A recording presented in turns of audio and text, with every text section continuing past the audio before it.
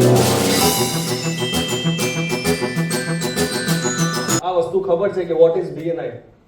Vote you think? BNI it's a family? Yes. કેટલા લોકો માનો છો? બધા હાથ ઉપર કરી લો. કોઈ પણ એક જવાબ આપી શકો? કેમ?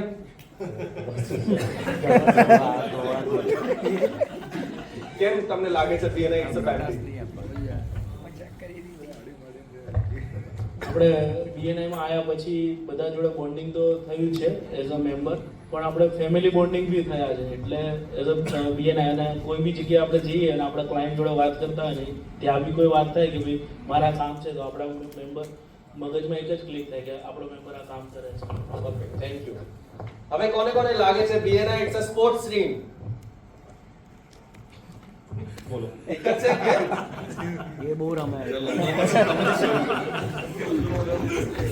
BNI is a sports team એવી રીતના કે કોઈ પણ ટીમ હોય ને તો એ બધા જ પ્લેયર જો ઇનિશિએટ કરશે અને પ્રોપર ઇન્વોલ્વમેન્ટ આપશે ને તો વિન વિન સિચ્યુએશન થશે.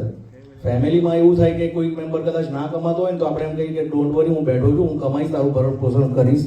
પણ સ્પોર્ટ્સ ટીમમાં એવું નથી. બધાએ પરફોર્મ કરવું પડે, બધાએ એકબીજાને સપોર્ટ કરવું પડે તો જ આપણી ટીમ વિન વિન સિચ્યુએશનમાં આવે.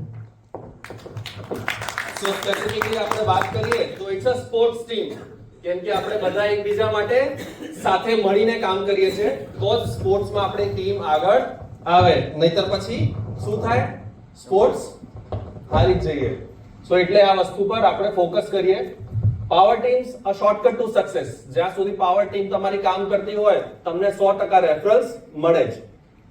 ઓવરઓલ તમને રેફરન્સ મળતા જ હશે, પણ it will improve your overall success. હવે what is power team? Power ટીમના જે મેમ્બર્સ હોય છે એનું જે પ્રોફેશન્સ હોય એ એકબીજાને કોમ્પ્લિમેન્ટરી હોય, મીન્સ એકબીજાને સપોર્ટિવ હોય. કોઈ એક ધંધો હોય તો એને બીજા લાગતા ધંધા હોય છે. આ ખાસ જોવા જેવું છે. દે ડોન્ટ કમ્પીટ. એ લોકોનું એકબીજા સાથે ક્યારેય કોમ્પિટિશન નથી. એ લોકો શું કરે? સાથે ગ્રો કરવા માટે કોલેબોરેટ કરે સો ધેટ આગળ બિઝનેસ વધતું જાય. તો બેટર પાવર ટીમ્સ કઈ રીતે હોઈ શકે? તો એ લોકોમાં બેઝિકલી ફ્રીક્વન્ટ રેફરન્સ હશે.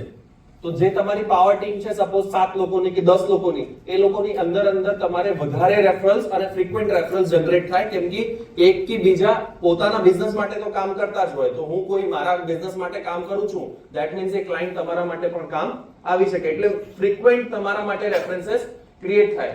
ક્વોલિફાઈડ રેફરન્સ થઈ જાય, કેમ કે આપણે આજુબાજુ બધાનું કામ જાણીએ અને ઓબ્વિયસલી એને હું ટ્રસ્ટ સાથે આપી શકું કે ભાઈ આ વસ્તુ આપણે કરવાની છે.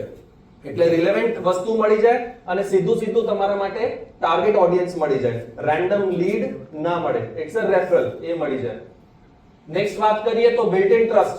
આપણી અંદર જે પાવર ટીમ હોય એ લોકોની અંદરનું ટ્રસ્ટ વધતું જાય, બીકોઝ એ લોકો મોર એન્ડ મોર મળવાના છે. સ્ટ્રેટેજિક થિંકિંગ સ્ટાર્ટ થાય. બહાર જ્યારે મળીએ તો એક ધંધાને લાગતા સપોઝ ક્લાયન્ટ્સ હોય તો એમાં તમે અંદર કોલેબોરેટ કરીને બીજા વસ્તુઓમાં પણ સાથે જઈ શકો. That may be marketing or any of the things. તો પેકેजेस હોય, ક્રોસ માર્કેટિંગ થઈ જાય એકબીજા માટે. હવે એક એક્ઝામ્પલ મેં આપ્યું છે.